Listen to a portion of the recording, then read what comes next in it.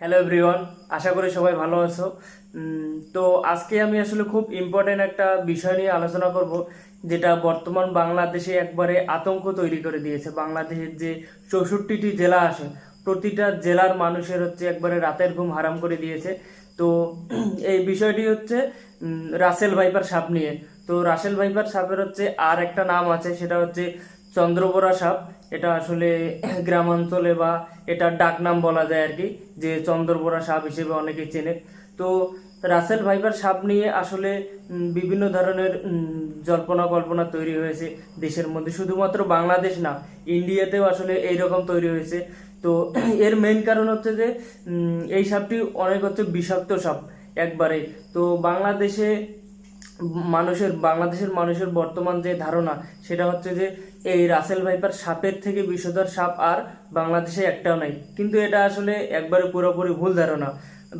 এই Russell viper সাপের থেকেও আসলে বিষাক্ত সাপ বাংলাদেশে আছে, যেগুলোর দেখা যায় যে সাপ কামড়ের 8 ঘন্টা পর বা 12 ঘন্টা পরে মৃত্যু হয়ে যায়। কিন্তু চিকিৎসা বিজ্ঞান যেটা বলতেছে, যে রাসেল ভাইপার সাপ কামড়ের প্রায় 72 ঘন্টা পর্যন্ত রোগীর জীবন বাঁচানো সম্ভব, যদি সঠিক সময় অ্যান্টিভেনম দেওয়া হয়। তো এই অ্যান্টিভেনম যে যখন একটা সাপ কামড় দিবে, সেই বিষটাকে নিষ্ক্রিয় করার জন্যই আসলে অ্যান্টিভেনম দেওয়া হয়। তো রাসেল ভাইপারের অ্যান্টিভেনম যদিও বাংলাদেশের সব জেলাতেই আসলে নাই, তবুও সরকার চেষ্টা করতেছে যে সকল উপজেলায় এই অ্যান্টিভেনমটি পৌঁছে দেওয়ার জন্য। কারণ বাংলাদেশের 64টি জেলার মধ্যে বলা যায় যে মোট 30-40টি জেলায় অলরেডি ঢুকে গেছে এই চন্দ্রবোরা সাপ। তো সব থেকে মেইন যে আতঙ্কের বিষয়, সেটা যে আমাদের দেশের যে কৃষকরা আছে, তারা আসলে জমিতে যাইতে পারতেছে না ফসল কাটার জন্য।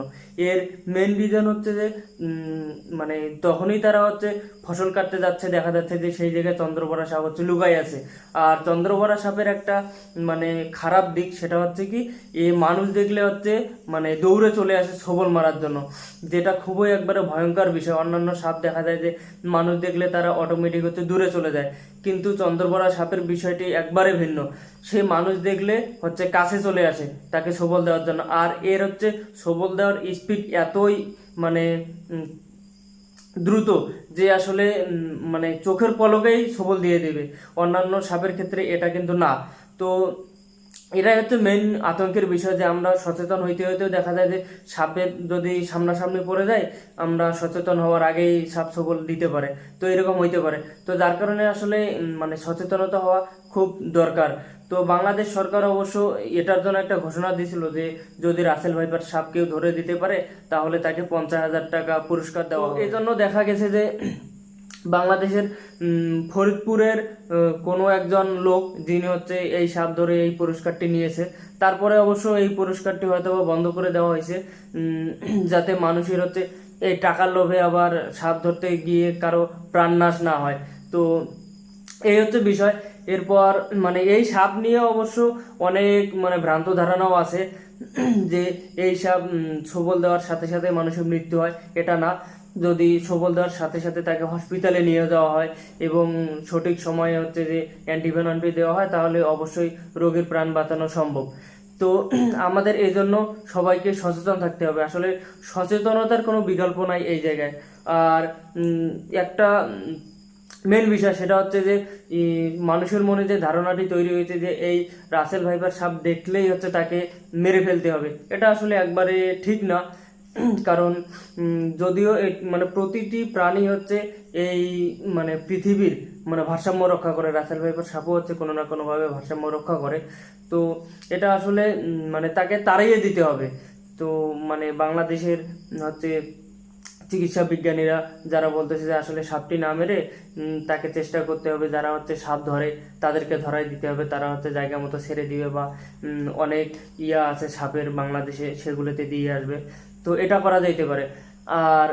আর একটা বিষয়, সেটা যে এই চন্দ্রবোরা সাপ কিন্তু আসলে মানে মানুষের ঘর বাড়িতে আসলে পছন্দ করে না থাকা। সে আসলে ঝোপেঝাড়ে থাকতে পছন্দ করে এবং গর্তে থাকতে পছন্দ করে। যার কারণে আমাদের সব থেকে সচেতন হইতে হবে। যখন কৃষকরা মাঠে যায়, তাদেরকে সব থেকে বেশি সচেতন হইতে হবে এখানে। এই সাপ সম্পর্কে আরো অনেক ভ্রান্ত ধারণা আছে, যে বাংলাদেশে অলরেডি যেহেতু বিভিন্ন জেলায় সাপটি ছড়িয়ে গেছে, তো এই ধারণাগুলো তৈরি হওয়াটা একবারে স্বাভাবিক, কারণ মানুষ হচ্ছে একবারে আতঙ্কের মধ্যে আছে যে সবাই ভাবতেছে যে তাদের এলাকাতেও চলে গেছে সাপটি, যার কারণে সবাই খুব মানে আতঙ্কিত একবারে। কিন্তু আসলে এইরকম আতঙ্কিত হওয়ার কোনো কিছুই নাই। সবাই যদি আমরা সচেতন থাকি তাহলে হচ্ছে এই সাপের ইয়া থেকে বাঁচতে পারবো। আর একটি বিষয় সেটা হচ্ছে যে এই রাসেল ভাইপার সাপ কিন্তু একবারে হচ্ছে 40 থেকে 50টি বাচ্চা দিয়ে থাকে। তো যেটা আসলে খুব উদ্বেগের বিষয় যে কয়েকটি সাপ যদি প্রতিটি জেলায় ঢুকে পড়ে এবং সেগুলো যদি বাচ্চা দেওয়া শুরু করে, তাহলে কিন্তু মানে অবশ্যই বিষয়টি খুব মানে ভয়ের কারণ হয়ে দাঁড়াবে। কারণ একটি সাপ যদি 40-50টি করে বাচ্চা দেয়, তাহলে তাদের বংশ বিস্তার ঘটাইতে খুব বেশি সময় লাগবে না, যার কারণে দেখা যাবে যে সব অঞ্চলেই এটি ছড়িয়ে পড়বে এবং খুব দ্রুত ছড়িয়ে পড়বে। আর সব জায়গায় অলরেডি দেখা যাচ্ছে সাপ, এই চন্দ্রপড়া সাপটি, কিন্তু ওই রকম পরিস্থিতি দাঁড়ালে দেখা যাবে যে সব জায়গায় এই সাপটি দেখা যাচ্ছে, তখন আসলে মানুষের বেশি করে হচ্ছে মানুষের মৃত্যু হবে। তো এর বাইরে আরেকটা বিষয় সেটা হচ্ছে যে বাংলাদেশে কিন্তু প্রতি বছর সাপের কামড়ে কিন্তু অনেক মানুষ মারা যায়। এমনটা না যে শুধুমাত্র এই রাসেল ভাইপার সাপের কামড়েই মারা যাচ্ছে। রাসেল ভাইপার সাপ তো জাস্ট হচ্ছে আসার কয়েক মাস হলো, কিন্তু এর আগে দেখা যাবে যে বিভিন্ন ধরনের সাপ আছে বাংলাদেশে যেগুলোর কামড়ে প্রতি বছর অনেক মানুষের মৃত্যু হয়। তো এই জন্য শুধুমাত্র রাসেল ভাইপার সাপের বিষয়টি এইভাবে না নিয়ে আমাদের হচ্ছে সচেতনতা অবলম্বন করে আমাদের হচ্ছে বিষয়টি হ্যান্ডেল করতে হবে। আর এই সাপটি যেহেতু খুব বেশি বাচ্চা দেয়, তো সব মানে এই জন্য দেখা যাচ্ছে যে অলরেডি বাংলাদেশে হচ্ছে বিভিন্ন জেলায় অনেক সাপ হচ্ছে মারা হয়েছে এই রাসেল ভাইপার সাপ। তো সবাইকে আসলে একটা কথাই বলবো যে এইভাবে সাপ না মেরে আসলে সেই সাপগুলো ধরাই দিতে হবে। ধরাই দিয়ে হচ্ছে যে বাংলাদেশে অনেক সাপের কি বলে এগুলো কারখানা বা যাই হোক যেগুলো আছে ওইগুলোতে দিয়ে দিতে হবে। তো ভিডিওটি আর বেশি দীর্ঘ করব না। ভিডিও শেষে সবাইকে হচ্ছে একটা কথাই বলবো যে সচেতনতার কোনো বিকল্প নাই। যেহেতু সাপ অলরেডি ঢুকে পড়েছে, ইন্ডিয়া থেকে সাপটি ঢুকে পড়েছে এই বন্যার সময়ে মেনলি হচ্ছে ঢুকলো, পানি নদী নদী নদী হচ্ছে এই সাপটি আসছে। তো যাই হোক, যেহেতু ঢুকে পড়েছে আর কিছু করার নেই, আমাদের সবাইকে সচেতন হইতে হবে।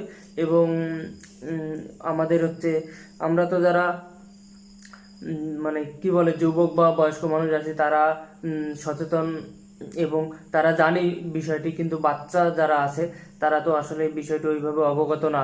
তারা দেখা যায় যে যেখানে সেখানে খেলা খেলতে যায় বা স্কুল টিস্কুল যায়, এইভাবে তারা চলাফেরা করে, তারা তো অত সচেতন না। তো তাদেরকে আসলে বিষয়টা অবহিত করতে হবে এবং তাদেরকে চোখে চোখে রাখার ট্রাই করতে হবে। আর যেসব বাচ্চা ছোট আছে স্কুলে যায়, তাদেরকে খুব ভালোভাবে হচ্ছে গাইড করতে হবে এই বিষয়টি নিয়ে, যাতে তারা মানে ঝোপঝাড় বা জঙ্গলের দিকে খেলা না করে, তারা হচ্ছে খোলা মাঠে বা হচ্ছে স্কুলের যে মেইন মাঠ থাকে ওইগুলোতে খেলাধুলা করতে। তো এইভাবে আসলে সচেতনতাটা বাড়াইতে হবে আমাদের হচ্ছে প্রত্যেককে, সচেতন হইতেই হবে, কিছু করার নেই এখন। তো ঠিক আছে, সবাই সুস্থ থেকো, ভালো থেকো, ধন্যবাদ।